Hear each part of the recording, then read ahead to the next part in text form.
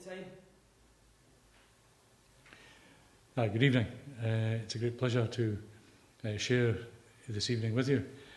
What I'm going to do tonight is share my journey on what I think is a very exciting prospect for the west coast of Scotland, but also for the whole of Scotland. Before I do, I've shared this journey with many people. Clearly my good lady Mary, who's been very patient at times. My researchers and staff in the Parliament and in AIR,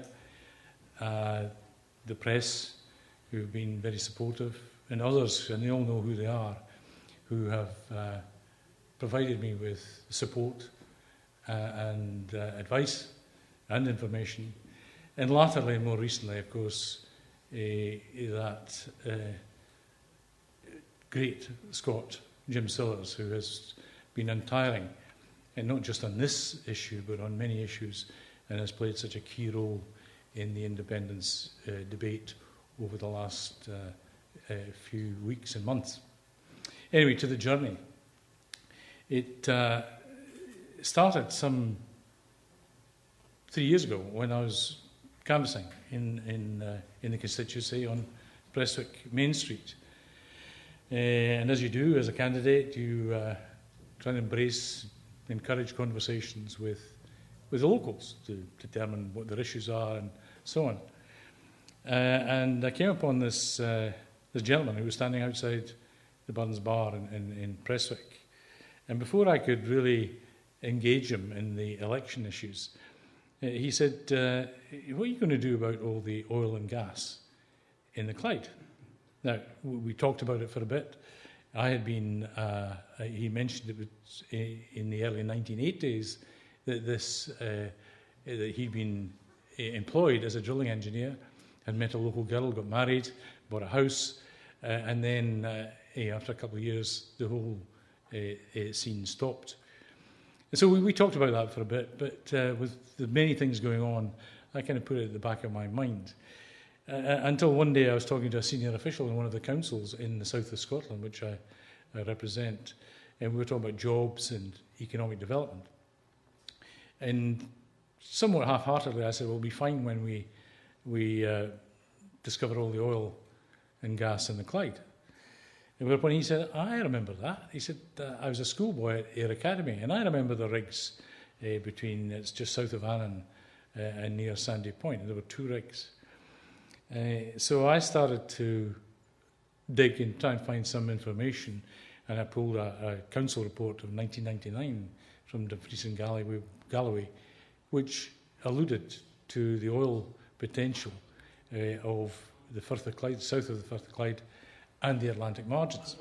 And it kind of snowballed from there. What I did was I spent Saturday mornings looking in the archives of the local newspapers and finding stories that were associated with that in the early 1980s, and discovered this particular letter from, not letter, but article in the Times of June 1983, wherein the Secretary of State for Scotland, George Younger, who was the MP for Ayr, said that there were exploitable quantities of oil in the Clyde, and the oil companies were playing, holding their cards close to their chest. So that really got me going, and looking for more information. And then I decided to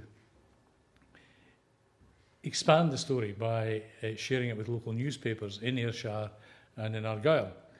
And there was a welter of people phoning me and sending me emails saying, I remember that, and I worked on a supply ship, or I worked in the harbour at Ayr, and here's what was happening at Ardrossan, and do you know there was a village being planned and in fact was built at Portavadie in Argyll. So that story was picked up by a national newspaper and just encouraged me to go further. And that was helped by me getting an email from a person who knows who they are and to whom I owe a lot of this story, this journey, this book, if you like. The email suggested I go and look at a particular file in the National Archives, which I did, and spent a day there with help going through this particular file. And at one stage, having found what I did find, I actually had to go out of the archives because I couldn't believe some of the stuff I was finding. There was a copy, of course, of the article in the Times of June 1983. There was an internal memo in the Scottish office saying that the Secretary of State's interview in the Times had been misrepresented. Well, they would say that, wouldn't they? Then in September 83, there was a letter from the Department of Energy saying that they had been instructed by the Ministry of Defence that there would be no drilling in the breadth of the Clyde. So that just encouraged me to, encouraged us, because, as I say, I was helped by many people, to look for more and more information. And of course, you then get into what exploration there had been, and we found that there had been exploration by BP, for example, in 1981 and others, and that they'd applied for a production license. So off we went to try and find the information on the production license. Eventually we found, and for the benefit of those the Jeremiahs who don't believe that BP knew anything about this, then just for the record, the license number is PL262. And if anybody can find anything about license PL262, I have a map, I have some details, but BP and the government have refused to release details of that license. So it was there. That then encouraged me to open up freedom of information requests on the Ministry of Defence, on BP, and believe it or not, the Pentagon, who have been, and the Department of Defence in the States, because clearly what had been happening from the famous September 1983 letter from the Department of Energy was that a gentleman by the name of Mr. Roger Mansell, I don't know if he's still alive, if he is, I'd like to talk to him, Mr. Roger Mansell, who had indicated there would be no drilling, that here we had this cover-up, or what appeared to be a cover-up. And so it went on, and we chased information. I also got another tip-off about a letter that was in another file. I actually asked for the file. I was told there was one letter in it. When I asked to see it, I was told it was very heavily redacted. All of the key information had been blacked out. But I asked to see that, and I have it. This is one of the three binders I have, and this is like gold. Wherever I go, this goes with me. And that particular letter, which indicated that somebody had been buying up Ardrossan Harbour. And of course, when I made the request for the real letter, I was told that I couldn't get it because it had to have approval from the Scotland office in Edinburgh. So when I asked them if they would release it, what they said was, we've had to get approval from the Scotland office in London. I'm not, well, I suppose I'm fairly naturally conspiratorial, but this was evidence of a real cover-up. And to this date, despite chasing them, and I will continue to chase them, they have not released information. But of course, the big breakthrough came when I phoned Michael Heseltine some months ago and asked him if he could remember what had happened, because he was Secretary of State for Defence in the same Thatcher government as George Younger. I can't, because of we were on television, use the exact words he used, but they were not necessarily polite. But he said he was too old, he couldn't remember, and told me to get off. By that time, I'd been working with a Sunday newspaper who had covered this story at length and constructively. And again, I thank them for pushing me a bit further along this road, this journey. And eventually, they pursued Mr. Heseltine, asking about things like the referendum, what have you. But in the course of the interview, and I'll just, if I may, just read this to you.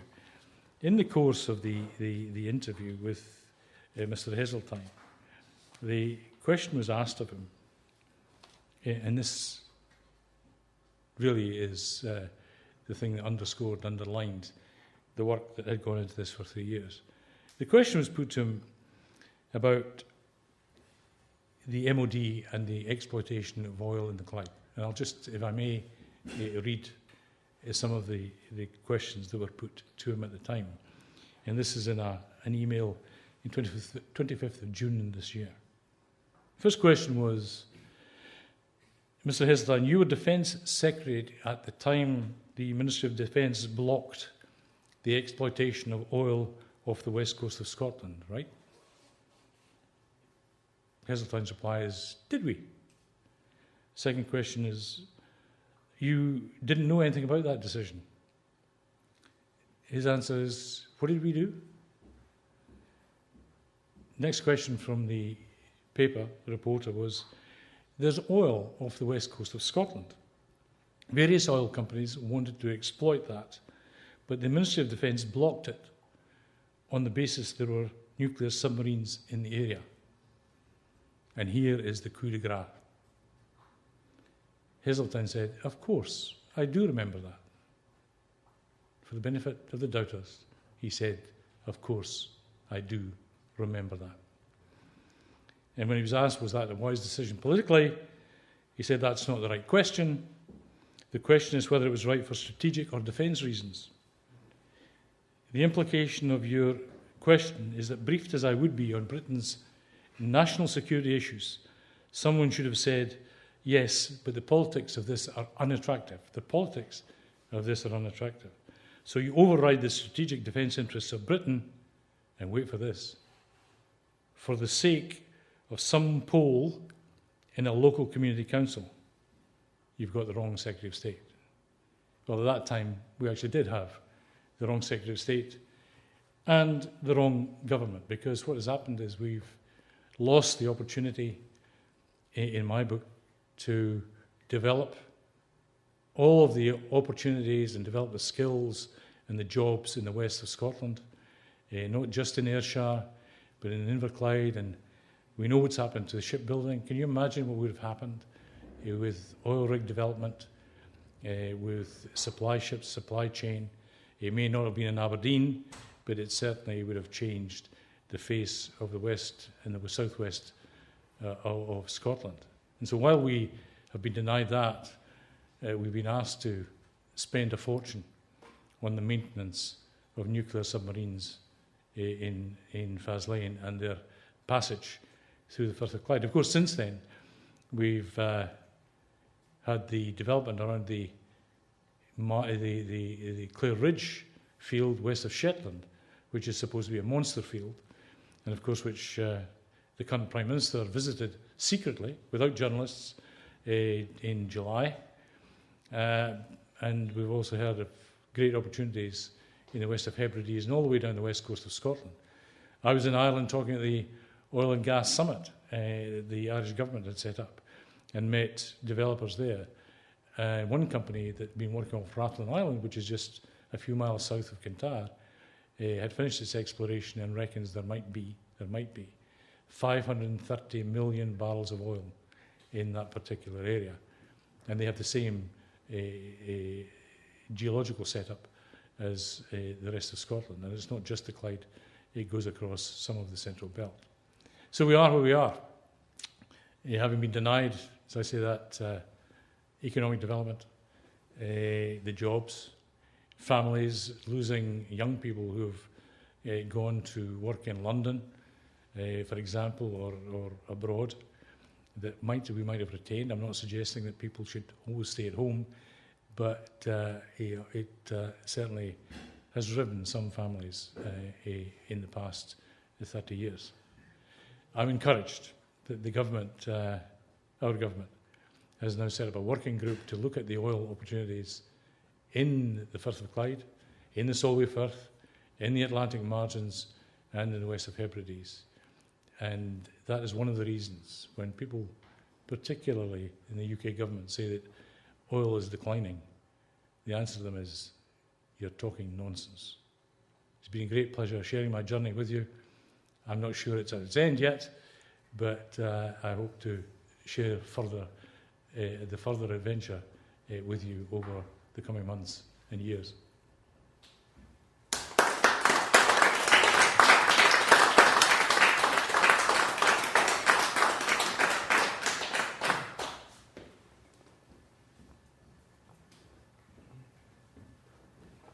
Okay. Chic, I've got a question.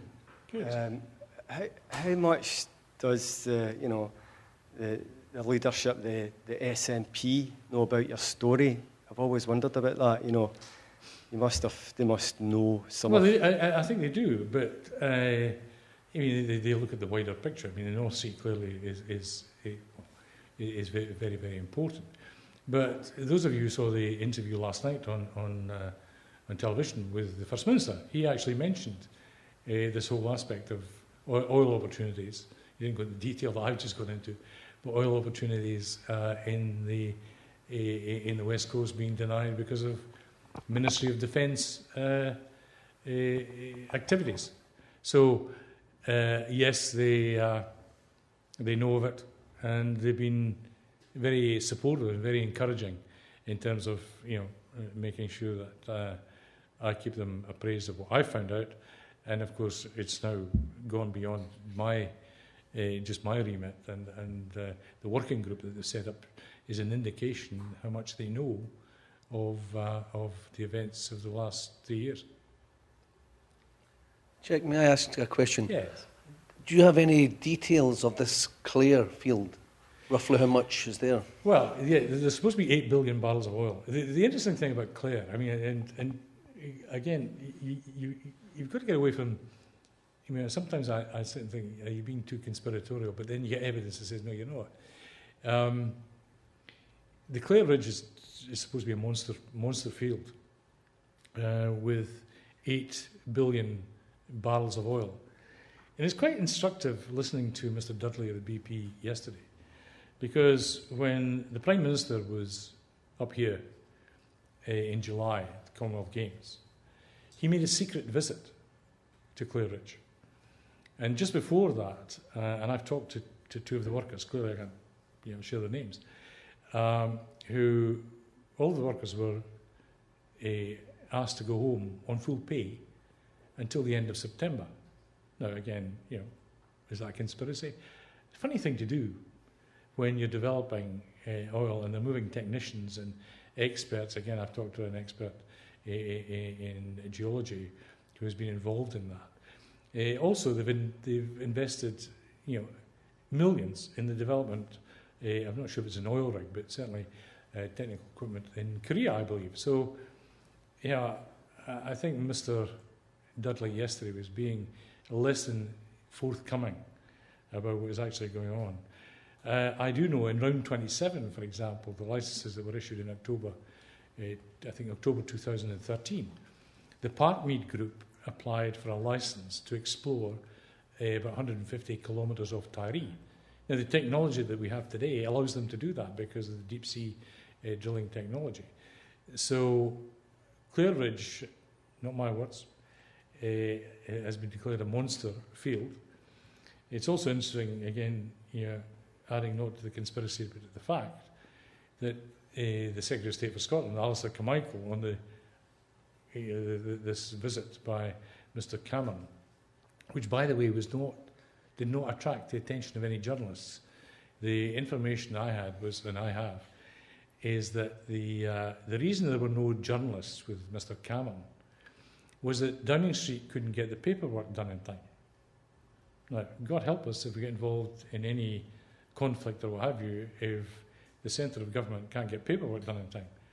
So, and as I say, coming back to Alistair Carmichael, he confided in a journalist in Shetland, apparently, that this visit and Clare Ridge was the best kept secret west of Shetland. It's huge. And I didn't, The other interesting thing, and the question that I would encourage anyone who's interested in the independence debate, and this is quite important. The Westminster government has been saying oil is declining. And we just talked about the Clare Ridge and the Clyde and further investment in North Sea and the number of untapped wells there are in the North Sea and in the Atlantic margins.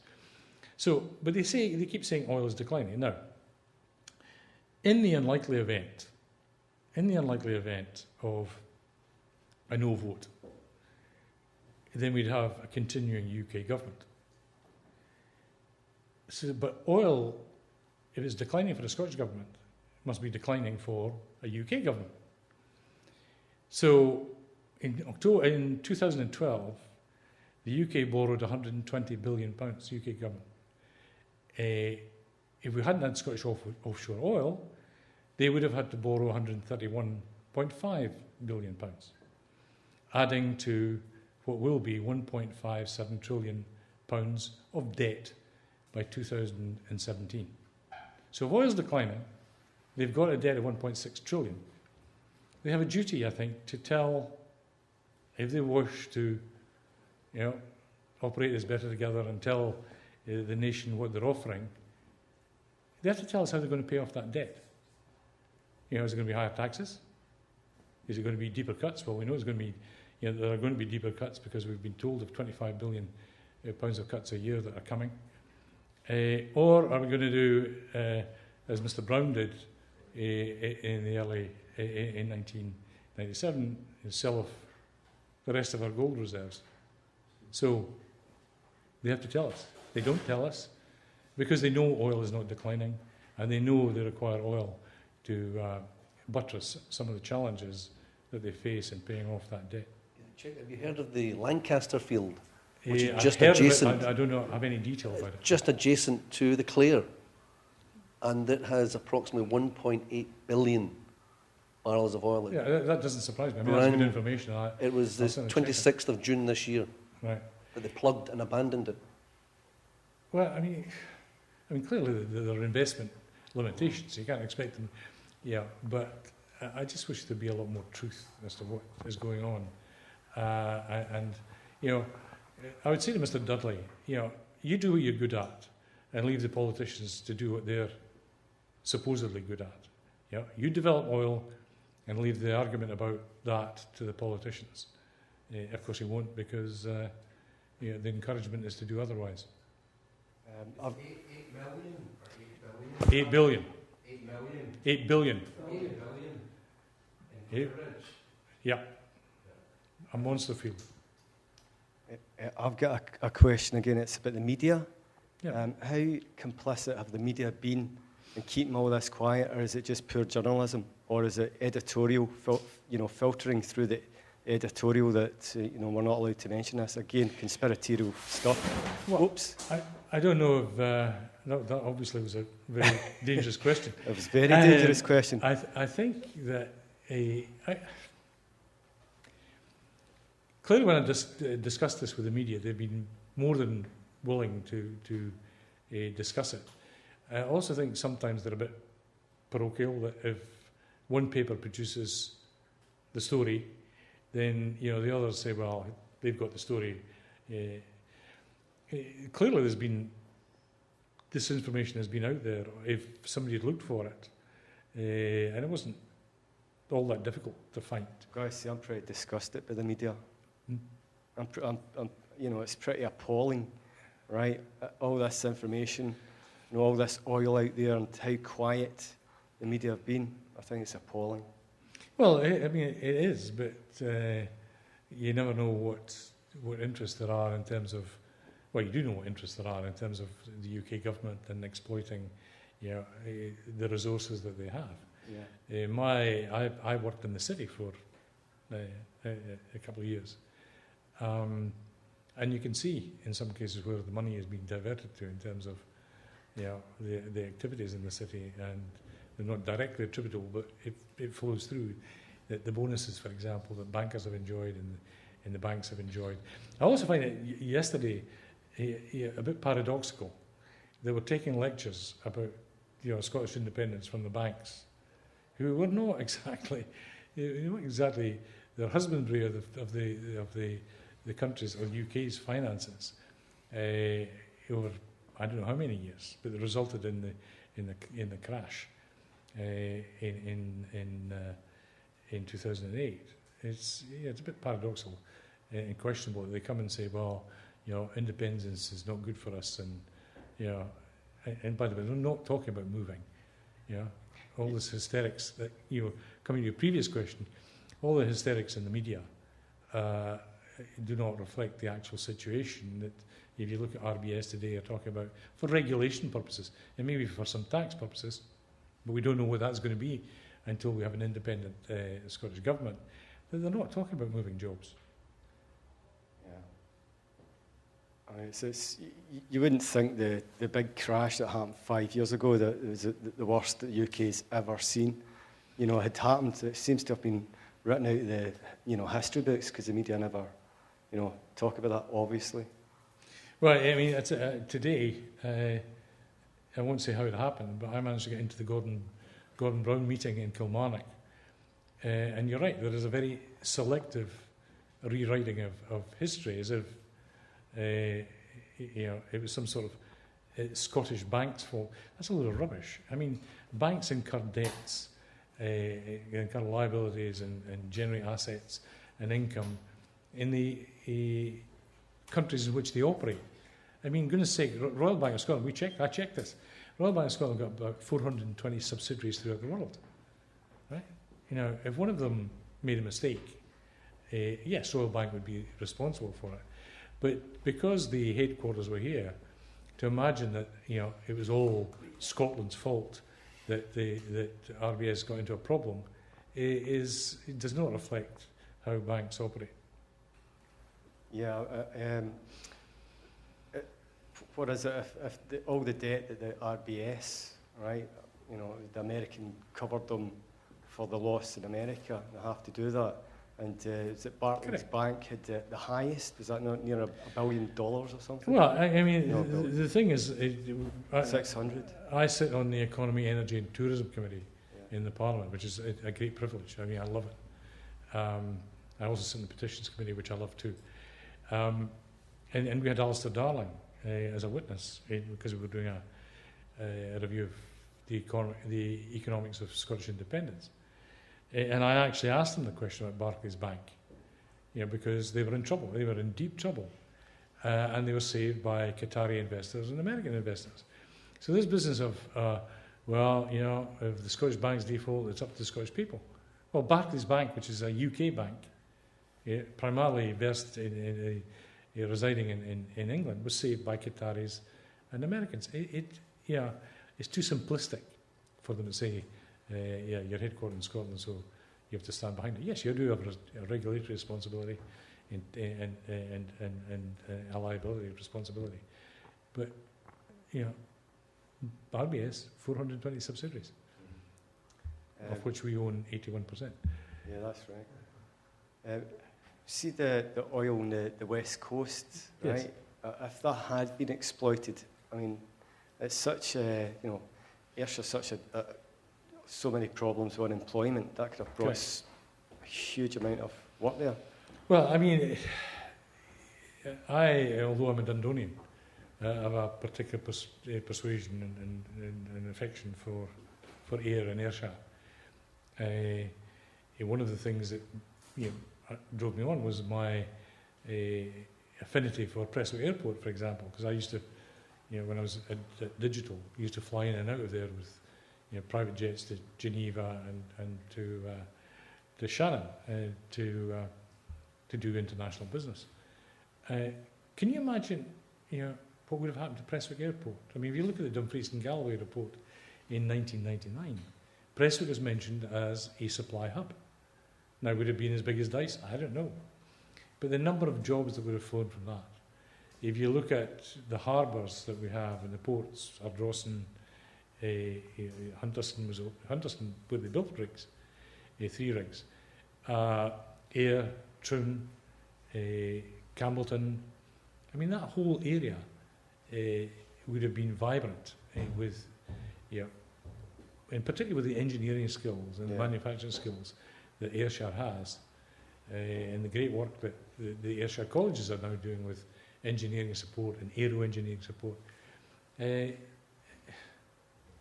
I almost weep when I think of. Yeah, I'm from Ayrshire, Auchinleck, and it was very badly hit, as you know, through Thatcher, etc. And that find, if they exploited it, could have just totally transformed things. Well, the interesting thing is that I don't know if you've seen the news tonight. And this is getting really dangerous. I don't know if you've seen the news tonight where Jim McCall, who's a great Yes supporter, has rescued Ferguson's. Now, he's rescuing it, but he's not saying it's going to be the same, as the way it was. And just as he's done successfully with Clyde and what have you, he's projecting growth in the shipbuilding arena. That's indigenous Scottish managerial, entrepreneurial talent. And we've lost too many of these. Can you imagine what would have happened in all of the associated industries with not just oil, but coming from Ayrshire, the food and drink we've been very successful with, tourism. I mean, the whole place would have been totally different, including Auchenwright.